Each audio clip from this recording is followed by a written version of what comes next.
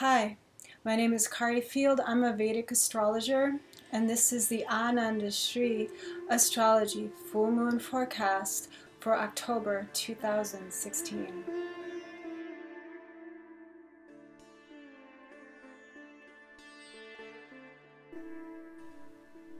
So how is everyone feeling? The full moon is upon us on October 14th at 9:23 p.m. The moon will be at its brightest. It will have waxed to the point where it can't get any larger and start the cycle again of waning down to a sliver later on this month. So the days leading up to the full moon is often energy is lifting. It's an exhilarating feeling, and there's especially in this full moon a lot of potential.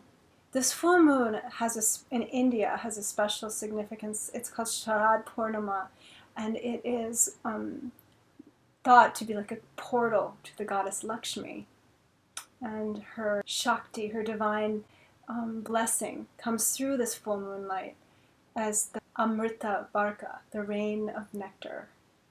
So this is a great full moon in many ways. Oh my gosh, for going out moonbathing, creating blessed water or creamy liquids like milk or yogurts actually absorb moonlight even better.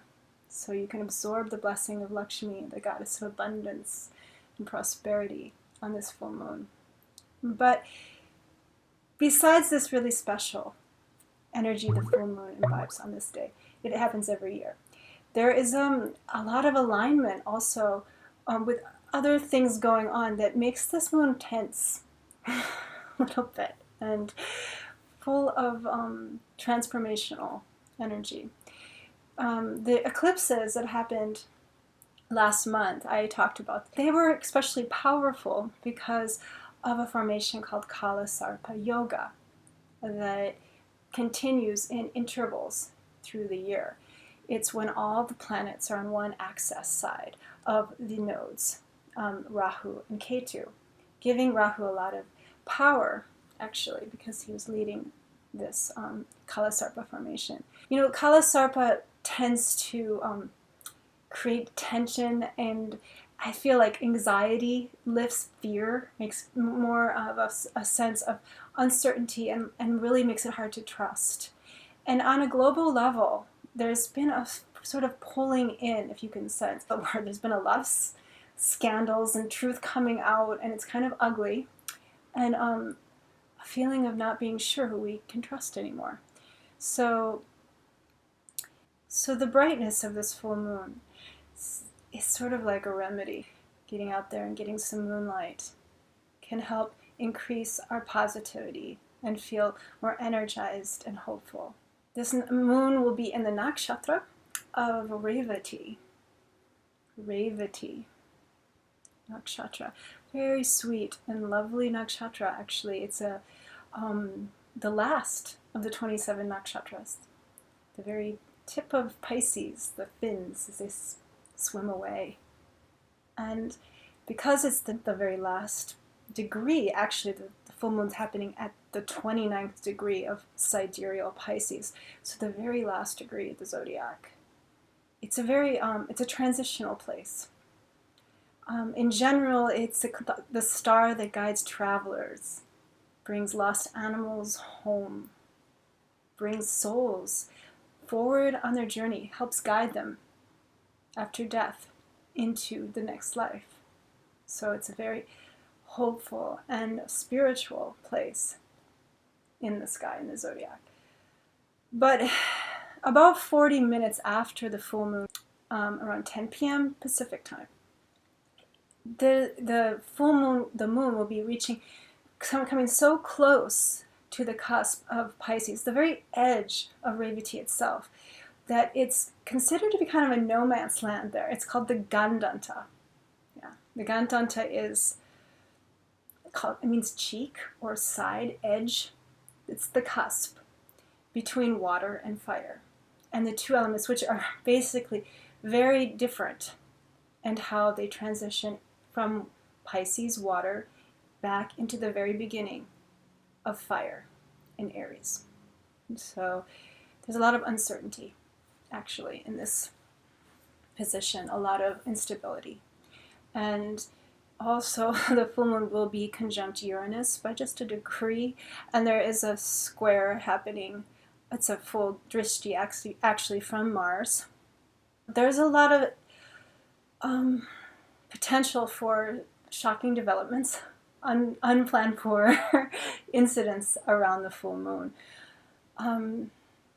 But nevertheless, it is a very healing and soothing energy, especially the very beginning of this full moon. So take advantage of that 40-minute window after the full moon climb, or the whole evening leading up as well to the full moon, and then 40 minutes afterwards. It's a very auspicious time.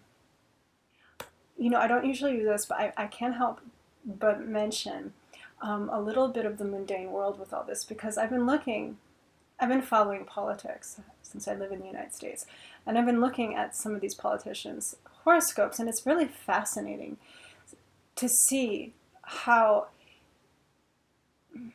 there's a lot of Rahu, this shadow energy, very egotistical and very hungry for attention, very shifty, trickster-like as well, within the energy of this political race. And within all races, in a way, Rahu rules over politicians and actors and anybody who puts on a show or spins the public opinion as what this is about, right? But Donald Trump was born in a lunar eclipse. He is a child of Rahu in many ways. His Rahu sits in the 10th house, very close to the sun. A very strong indication of political leadership, actually. But it's very fascinating because he has been running the last 18 years a cycle of Rahu that has created an incredible amount of fame, actually. I mean, he was already involved in a lot of politics in a way, not so much. But after 1998, it really began to pick up speed, and as well in TV and radio. So he really has been riding the wave of the power of Rahu. And he really got a lot of juice when Rahu and Jupiter were together this last year. But since they've separated, and now he is coming actually to the end of this Rahu cycle, it's very fascinating to see how it looks when Rahu leaves. Rahu doesn't tend to give long-lasting favor. And when Rahu leaves, his blessings leave as well. So we'll see. So thank you for indulging me on my little political rant there. I hope I didn't offend anyone. I'm not here to try to advertise my political opinions or anything. In fact, the reason I didn't analyze the Democratic candidate is because I don't have her birth time, an accurate birth time for certain for her. So now is the time for the best part of this, the tarot card reading. Let's ask what the tarot has to say about this full moon in October. Okay.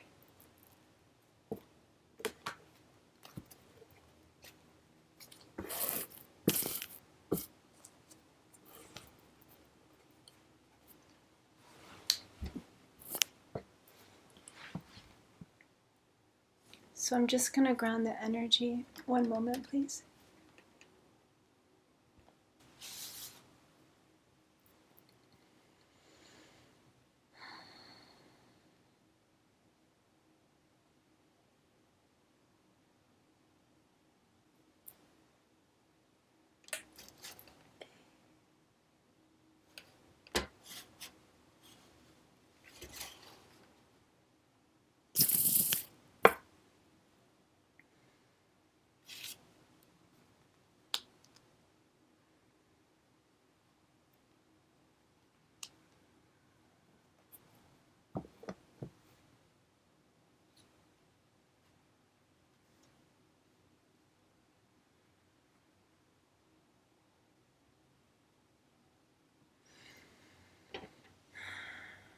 Okay, so the first card I picked, came up, is the Three of Coins, and then closely followed here by the Six.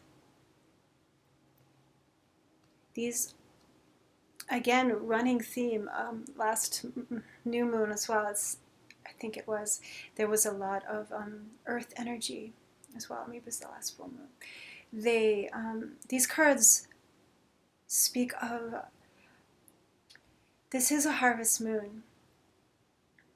And SHARAD Purnima, in fact, is a kind of a harvest moon in India, in a way.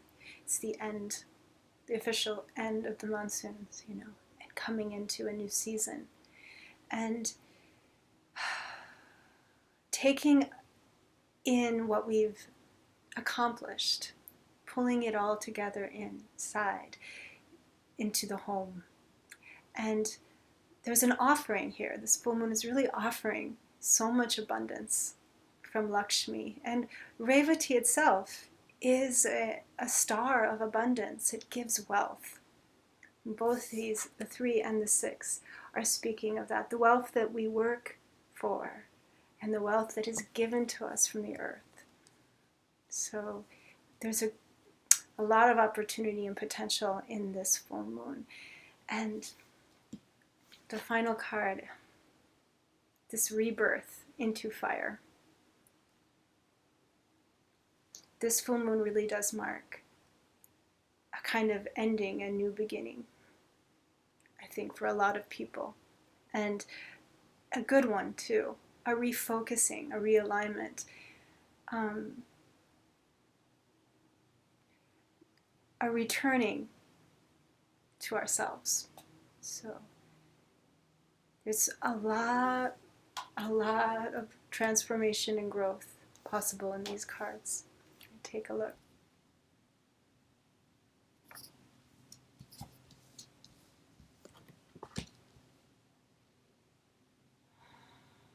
Success and abundance. Prosperity coming from our work, our effort. We can receive the abundance of this earth. We deserve.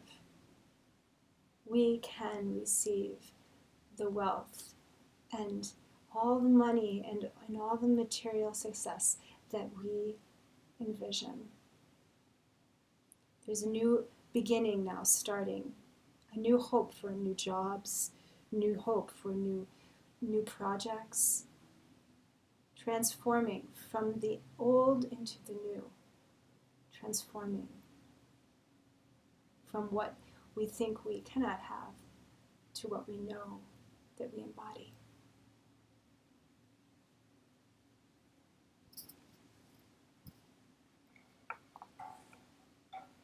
Okay, I hope that recorded. Well, thank you so much for listening, to coming to the Untitled Astrology full moon forecast. You can like my YouTube channel down there, or maybe it'll be there, button, and you can join my Facebook page, or best get on my newsletter and to receive my bi-monthly forecasts, the new moon, full moon forecasts. They're free. And have a safe and abundant full moon, and I will see you soon. Namaste.